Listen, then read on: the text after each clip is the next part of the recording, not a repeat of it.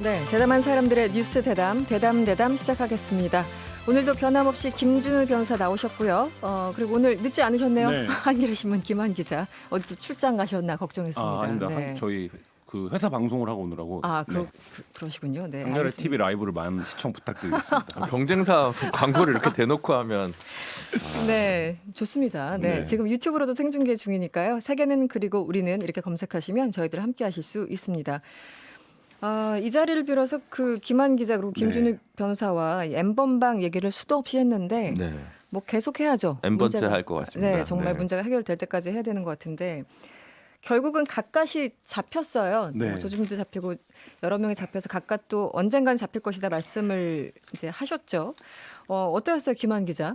생각보다 빨리 잡았나요? 아니 엄청 오래 걸렸죠. 오래 각각은. 걸린 거죠, 이 그러니까 사람은. 각각은 네. 이미 확정 판결이 난 사건들에서 3번이나 성명 불상자로 등장하거든요. 네네네. 근데 이제 그때 만약 그게 이제 2019년 초인데 이미 그때 잡았더라면 사실 성명 불상자로 남겨두지 않고 그러면 이제 N번방도 없었을 거고 박사방도 없었을 건데 수사기관이 뭐 여러 가지 형평과 사정이 있었겠지만 사실 네. 이제 그런 부분들에서 오늘 이제 뭐 발표된 자료 보면 2019년 3월부터 수사를 해왔다 이렇게 되어 있는데 그러면 사실 이제 1년이 넘게 그렇죠. 걸린 건데 네. 근데 뭐 저희는 뭐 워낙 오래 이거를 취재를 지금 하고 그 방들을 들여다본 입장에서는 사실 좀 이제 실감은 좀 이제 안 나는 뭐 그런 느낌도 좀 있습니다. 네. 이게 안 잡히는지 안 잡는 건지 뭐 헷갈리는 그렇게 네. 시간이 한참 흘렀는데 문형욱 24살이라고 하죠. 대학생이라고 하고요. 신상 공개가 됐습니다. 뭐 지금 이 주범 공범들이 여러 갈래로 보도가 되고 있어서 그런데 일단 김한 기자 좀 정리 좀 해주시죠. 네. 그 일단 그 문형욱 지금 잡힌 각각은 이른바 네. N번방이라고 불리는 것을 처음으로 개설한 것으로 지금 확인이 되고 있고요. 네. 그러니까 이제 이런 흐름입니다. 그러니까 고단방이라고 하는 방이 있었습니다. 그 방을 운영했던 사람은 감시자라는 아이디를 쓰는 그분은 왓치맨 이미 잡혀서 네. 3년 6개월형을 살고 있죠. 네. 그리고 이제 그 후에 왓치맨 방 이후에 이제 N번방이 생겨납니다. 그 시점이 2019년 한 2월 정도고요. 네. 그래서 이 각각이 직접 1번부터 4번 방을 한 번 운영하고 5번, 6번, 7번, 8번 방을 운영을 합니다. 네. 그러다 이제 갑자기 각각이 나는 수능 시험 준비를 하겠다 이러고 이제 사라집니다. 네네. 그 시점이 한 2019년 8월, 9월 정도 되고요. 그 후에 이제 박사가 등장을 해서 네. 이른바 이제 독자적인 자기 박사 방을 열어서 각각과 마찬가지로 미성년자들이 다수 포함된 피해 여성들을 협박하고 강요해서 만든 그 제작한 성착취 영상을 유포하는 방을 운영하다 이제 먼저 박사 조주빈이 검거가 됐고 네. 각각이 이제 검거가 된 상황입니다. 각각이 운영하던 방을 이어받은 운영자는 켈리였던 네, 그렇죠. 거고 켈리도 이제 구속이 된 건데 네.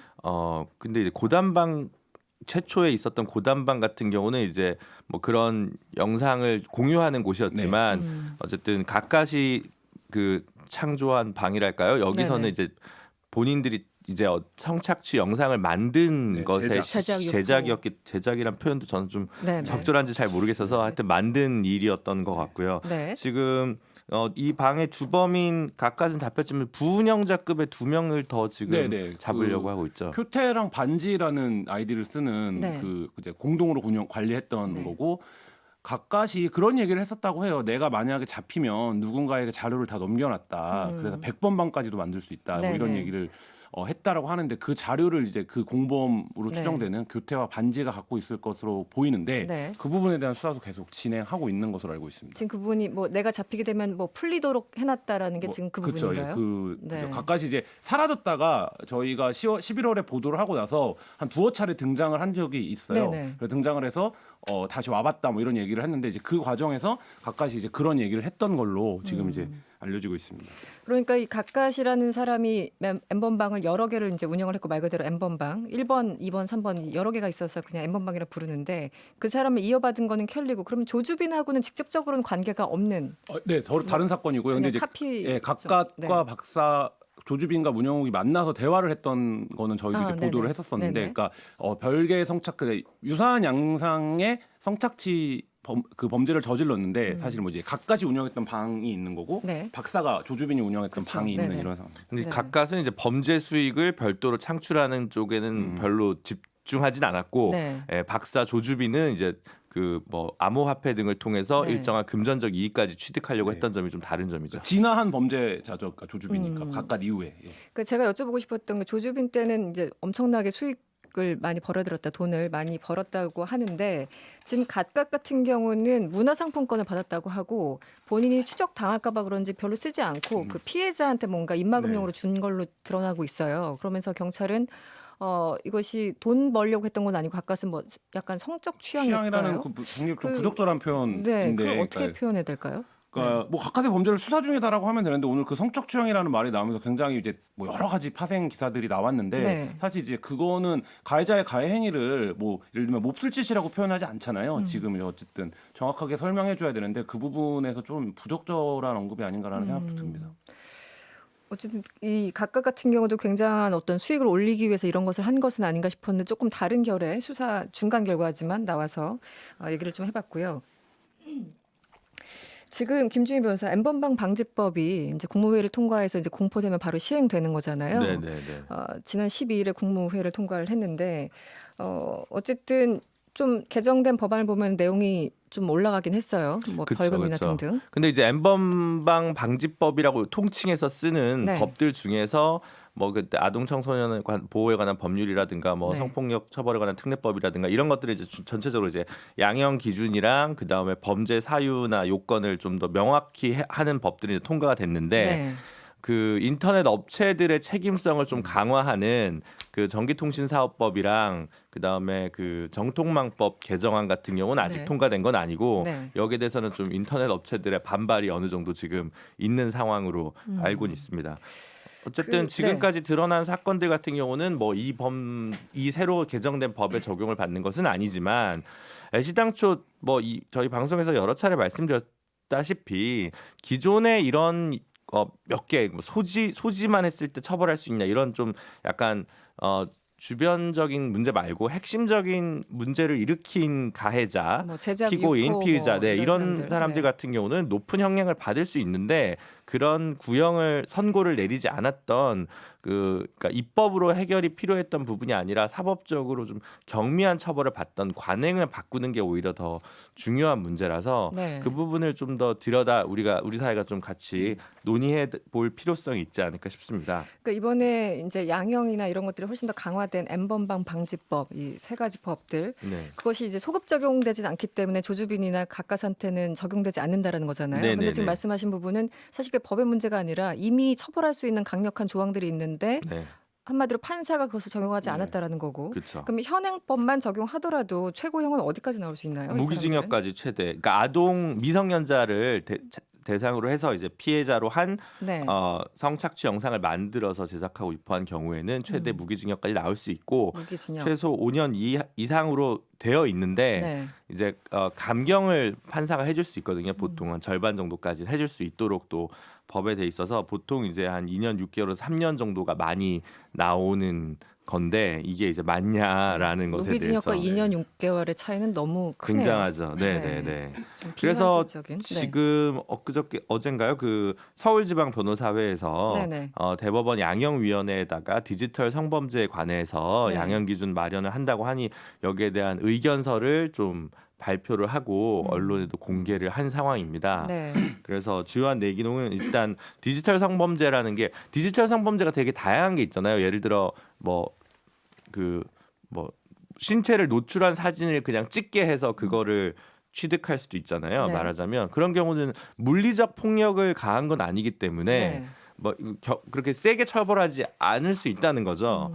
근데 이제 디지털 범죄의 그런 특징 끊임없이 피해가 재생산되고 소환되고 기억이 네네. 소환되는 그 특징을 반영하지 못한다는 거. 네. 그리고 이제 앞서 김영선 기자님이 나왔을 때도 말씀 주셨습니다만 가해자가 반성하는 것이 이 사건에서 감경 사유가 좀 너무 쉽게 돼서는 안 되고 오히려 피해자의 회복을 기준으로 네. 감경 사유가 인정이 돼야 된다라는 네. 것. 그리고 이제 또 그 아까 뭐 문화상품권 얘기도 나왔습니다만 네네. 아동 청소년 같은 경우는 이게 뭐 거래였다 뭐 여러 가지 있잖아요. 직접적인 막 폭력을 수반한 행위가 아닌 경우에는 이른바 그루밍 범죄 네네. 형태들 같은 경우도 아동 청소년이라는 특별한 지위 특성을 좀 반영해서 양형이 이루어져야 된다. 이런 것들을 이제 주요 내용으로 이제 발표를 했고요. 굉장히 좀 타당한 지적인데 네네. 양형위원회가 보통 새롭게 양형 기준을 마련하면 전수조사를 해요. 이런 사건들은 그동안 법원에서 대충 이렇게 판결했구나. 네네. 그럼 여기서 대충 평균값이 어떻고 유사 범죄는 양형이 이러니까 이 정도 선에서 이렇게 하는 약간 그런 뭐랄까 평균의 오류나 이런 거에 빠질 수 있거든요. 네. 기존 데이터에. 근데 이제 이거는 디지털 성범죄 사건에 대해서는 전혀 다른 차원으로 패러다임 시프트가 필요하다고 우리 사회가 요구하고 있으니까 마침 이제 서울지방변호사회에서 적절한 의견을 냈고 네. 좀 대법원 양형위원회에서 이 부분도 좀 심도 있게 좀 수렴해줬으면 좋겠다는 바람입니다. 네. 그 경찰 조사에서 이 각각이 자기 어떤 과거의 사건까지 다 그냥 시인을 했다고 해요. 처음에는 부인할 수 있을 거라는 예측도 있었는데 이것은 전략인가요? 아니면은 이미 경찰에서 너무나 명확한 증거를 갖고 있어서 도망갈 구석이 없어서 그랬던 걸까요? 뭐 저는 뭐 어떻습니까? 선처를 호소하고 이런 전략이라기보다는 네. 이거 확정 판결이 이미 난 사건이거든요. 그 성폭행 사건이 그렇기 때문에 네네. 세 건이 그런 거죠. 네네. 네. 네네. 경찰이 이미 이제 상당 부분의 증거들을 확보하고 있고 아까 말씀드렸듯이 1년이 넘게 수사를 그렇죠. 어쨌든 해온 네네. 거기 때문에 그 과정에서 도저히 뭐 자기가 어떻게 부인할 수 없는 상황이고 뭐 그렇기 때문에 그런 것 아닌가라는 생각이 들고요. 그러니까 그리고 오히려 이제 2015년부터 범죄를 저질렀다라고 지금 보도가 네네. 되고 있는데 뭐 그렇다라고 하면 지금까지 이제 오히려 자백하지 않은 여죄가 훨씬 많지 않을까 이런 생각도 듭니다.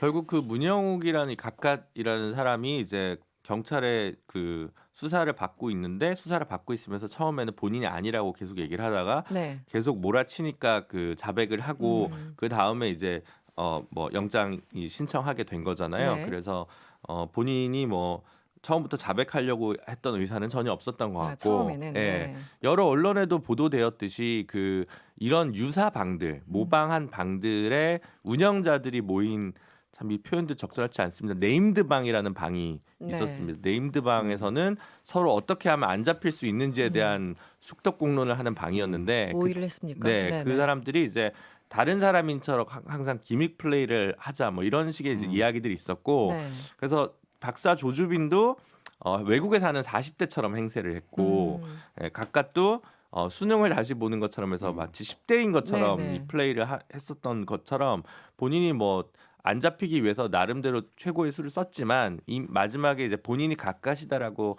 인정을 한 순간 그 다음부터는 뭐 다른 방법이 없죠. 부인을 하기는 어렵기 때문에 일단 기본적인 범죄 사실 뭐 드러나지 않은 여죄까지 자백할 리는 없겠습니다만 네. 경찰이 어느 정도 자료를 갖고 있고 법원 판결 받은 것은 근데 일부 인정할 수밖에 없을 보도에는 것 이 각각이 자기는 50건에 대해서 한 50여 50여 명의 명의 피해자, 피해자. 그리고 지금 그런데 피해를 직접적으로 호소한 피해자, 확인된 피해자는 한 10명 정도라고 해서 좀 숫자의 차이는 분명히 있는 것 같아요. 그건 좀 조사를. 그 조주민 사건도 마찬가지인데요. 저희가 네. 이제 확인한 걸 또 조주민도 이제 수십 명이 넘는데 경찰이 확인한 숫자는 그거보다 적어요. 그러니까 두 가지 문제가 있는데 피해자들이 신고를 하지 않는 문제가 그럴 하나 수 있죠, 있죠. 충분히. 네. 그리고 이제 또 그 신고를 하지 않는 게 어떤 과정이냐면 예를 들면 미성년자거나 이럴 경우에는 부모님 동반이라든지 이런 이제 말하자면 그 절차가 필요하기 때문에 사실 이제 네네. 피해자들이 더 숨게 되죠. 그렇죠. 그래서 무서우니까. N번방 네. 방지법을 만들 때 그런 부분을 개선할 수 있는 전담부서라든지 그래서 이제 그 보호 대상 아동 그러니까 관찰 대상 아동으로 보지 않는 것도 이제 그런 맥락인데 네. 사실 이제 그런 부분들이 있고 또 하나는 영상을 보고 난 다음에 경찰이 그거를 신상을 특정하는 데까지 상당한 시간이 필요합니다. 왜냐면 본인이 신고를 하지 않으면 그렇죠. 그러니까 이제 그런 부분들이 이제 같이 있는 네. 상황입니다. 그 문영욱 같은 경우 이제 보통 조주빈부터 문영욱까지 뭐 주요 운영자들, 뭐 주범들 혹은 공범들 많이 잡혀서 사실은 이게 좀 어느 정도 해결되는 것은 아닌가라는 생각이 드는데 사실은 말 그대로 N번방이잖아요.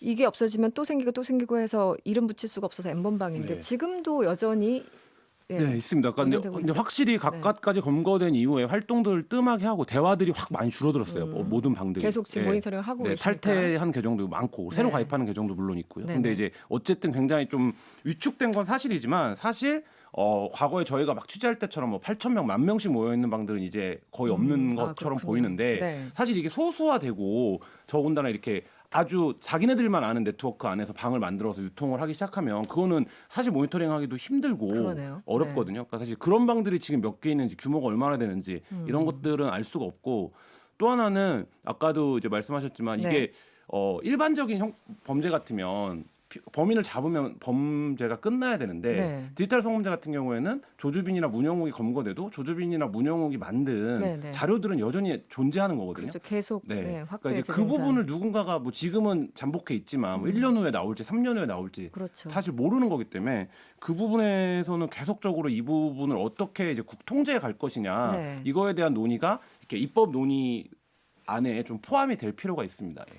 지금 법으로는 그러니까 이게 사실은 완벽하게 없애줘야 되는데 소위 말하는 장의사라고 하잖아요. 네, 디지털 장의사, 디지털 뭐 장의사. 잊혀질 권리, 뭐 여러 가지 네. 논의가 있는데 지금 법에는 적극적인 조치를 그러니까 그래서 이제 그런 영상이 나오면 기본적으로 사업자가 그걸 적극적으로 삭제하도록 한 그렇죠. 논의가 지금 이제 전기통신사업법이나 정통망법 개정안이 나와 있는데 네. 그러면 이제 업체들에서는 왜 우리 보고 빅브라더를 하라는 거냐라고 얘기를 하는데 사실은 이제 관리 비용이 많이 들어서 반발하는 거지만 네네. 그 주장에 일리가 없는 것은 아니죠. 네네. 예, 일리만 있어서 문제죠. 제가 없는 것은 아니다. 얼마 전에 그 10대 여성 인권센터라고 하는 네. 그 NGO가 있습니다. 그러니까 10대 여성들이 이런 피해를 많이 당해서 이 여성들에 대한 어떤 구조나 그 지원, 예방, 교육 이런 것들을 하는 단체인데 네. 여기서 이제 취재를 하면서 인터뷰를 하는데 활동가들이 쭉 앉아갖고 그런 영상들을 계속 모니터링하고 네. 신고하고 이 작업을 계속 하고 있더라고요. 그러니까 그 영역을 NGO의 누군가들이 지금 담당하고 있는 거예요. 시민단체 누군가들이. 그러니까요. 근데 그거를 왜 국가가 못하는가라는 점에서 생각해 보면 여러 가지 이제 이게 뭐 그 이슈나 쟁점들이 충돌할 수는 있지만 사실 피해 여성들이 제일 원하는 게 삭제되는 거거든요. 자기 그렇죠. 영상이. 네. 그러면 이제 그 부분에 대한 지원을 국가가 어떻게 할 거냐 이 부분을 만드는 게 저희가 뭐 디지털 강국이라고 흔히 얘기하는데 디지털이 발달된 나라에서 좀 필요한 체계가 아닌가 이런 생각도 듭니다. 사실 뭐 불가능하다기보다는 예산과 인력을 충분히 확보하면 가능한데 지금 어떤 인식 수준이 그거는 부담스럽다 뭐 이런 것이 아닌가 입법자들 사이에서 약간 그런 생각도 들고 그러네요. 그리고 이제 여러분들 오셔가지고 질문이 왔는데 4911번님 조금 다른 질문입니다. 앞서 코너에서 정준영 관련 사건 판결문 언급을 했었어요. 근데 판결문에 선남 선녀가 술을 마시고 한 성적 접촉이다 이렇게 표현이 돼 있다고 했는데 김준일 변호사님 정말 사법부 인식이 이 정도인가요? 너무 충격적입니다. 이렇게 문자 주셨네요. 개인적인 일탈이길 저는 바라고 있습니다만 예. 해당 판사의 제가 뭐 일탈이다. 지금 이 한 문구 가지고 법원 전체를 적으로 돌리고 싶지는 않습니다만 네. 그럴 순 있죠. 예를 들어 예전에 뭐 더 심한 표현들과 인식들이 많이 있었지 않습니까? 지난번에 몇십 년 만에 그 56년 만에 네, 56년 만에 재심 부산. 신청하신 분도 네네. 이제 비슷한 사례였는데 그때 결혼하라고 했다는 거잖아요. 그러니까요. 예. 오히려 가해자로 제가 몰았죠, 생각하기에 피해자를. 사실은 네. 너무 이제 러프하게 그러니까 뭉뚱그려서 얘기하는 걸 수도 있습니다만 예전 뭐 지금으로 치면 50대 초반 정도까지 네. 판사분들 같은 경우는 일찍 시험이 되고 네. 일찍 사법 시험에 합격하고 거기서 어리고 네. 성적이 좋아서 보통 법원에 갔고요. 그렇죠. 대학을 다닐 때도 법과대학 기준으로는 대부분 법과대학 출신인데 같이 여학생 비율이 10% 이하고 네네. 잘 모르는 것 같아요. 그래서 상황 자체. 예, 그리고 인식 자체가 그러다 보니까 좀 남성적으로 막 젠더 인지 감수성을 수련하거나 이런 것 뭐 트레이닝 받을 기회가 별로 없는 네. 그런 성장 과정을 거쳐온 부분도 있겠습니다만 그래도 이제 끊임없이 사법부라는 게 국민이 생각과 염원과 일생활을 잘 알기 위해서 노력을 해야 되는데 이런 안이한 표현을 썼다는 게 좀 대단히 유감스럽고 제가 뭐 어떤 분인지는 사실 확인까지는 안 네네. 해봤습니다만 그런 생각이 들 때가 있어요. 뭐 법 여성학이라고 혹은 뭐 젠더 법학이라고 이제 학문적으로 좀 하는 건데 이런 과목들도 사실은 좀 필수적으로 이수도 하고 이런 법관 교육이나 이런 것들이 좀 필요할 텐데 아직 좀 지금 역시 시차가 이제 좀 있지 변호사기 않나 싶습니다. 때문에 굉장히 저는 뭐 단어 선정에 네. 네, 말씀하시죠. 저는 뭐 21세기인데 누가 그 얘기하던데 18세기 판결 같다는 얘기하는데 사실 그러니까요. 뭐 네. 춘향전의 사또도 아니고 무슨 네. 술 먹은 남성의 성적 접촉이라고 이 사건을 어떤 의미에서든지 규정할 수 있는 인식을 갖고 있다는 건 굉장히 시대착오적이고 뭐 어떤 말을 동원해도 사실 이해가 안 되는 그런 상황이라고 보여지고요. 더군다나 여기서도 뭐 그 반성하는 마음 이런 것들까지 포함해서 감형을 했는데 이 사건도 근데 사실 왜 법원이 마음을 판단하는가? 그러니까 예를 들면 네. 사실 그 행위 어떤 팩트를 죄질인지 봐야죠. 예. 네네. 근데 사실 이제 대부분의 판결 저희가 이제 그 성범죄 관련해서 판결들을 보면 반성을 이유로 감형해 주는 경우가 굉장히 많아요. 굉장히 합의와 일반적이에요. 반성 두 네, 가지죠. 네. 항상. 초범인 점을 네, 감안하고. 네. 전가의 보도처럼. 네. 근데 이제 그런 것들에 대해서 지금 뭐 정치권에서도 그런 거를 사유로 감형하지 말라 이런 논평들도 나오고 있는데 좀 뭐 그런 좀 개선이 필요하지 않을까 이런 생각 듭니다. 그 사회부에 오래 계셨으니까 뭐 당연히 지금 변호사시니까 판결문 보면 저 같은 이제 일반인들은 보도를 통해서 많이 보는데 어떤 해당 문구를 보면은 과연 같은 세상에 살고 있는 사람인가라고 느낄 정도의 황당한 그런 것들이 굉장히 많잖아요. 지금 네. 취재하시면서도 그런 판결 많이 보지 않았습니까? 굉장히 많죠. 그래서 네. 뭐 예를 들면 뭐 깊이 반성하고 있는 점, 뭐 뉘우치고 있는 점, 그다음에 가정 환경에 대한 고려, 뭐 이런 것들 때문에 감형, 그러니까 성착취 성범죄를 저질렀는데 네.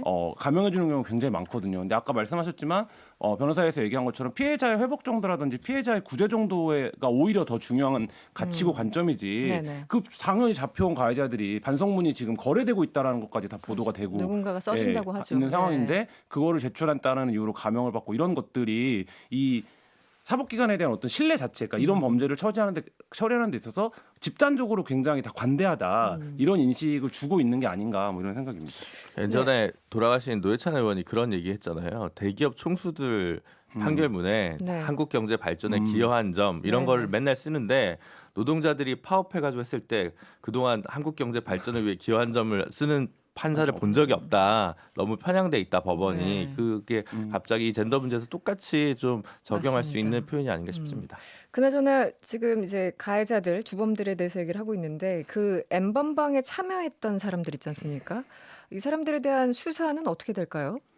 지금 뭐 유료회원에 대한 수사는 진행 중인 걸로 알고 있는데요. 그러니까 네네. 우리가 이제 26만 명이라는 숫자를 접하지 않았습니까? 그게 이제 실수냐 아니냐를 떠나서 그 방에 단순히 관람한 사람들도 모두 확실하게 다 처벌한다. 네네. 여기까지 갈 수 있느냐. 근데 이 부분에서는 뭐 여전히 좀 어려운 점이 많이 있겠지만 최대한 그 범위를 높이고 수위를 높이는 데는 네. 어쨌든 지속적으로 이 사건을 관심을 갖고 추적하는 뭐 이런 상황들이 필요하고요. 결국 이 사건이 여기까지 오게 된 것도 그 힘이었던 거잖아요. 그렇죠. 동참하는 사람들이 있었기 네네. 때문에 그래서 가능했다는 그런 부분이 얘기죠. 좀 필요한 것 같습니다. 네.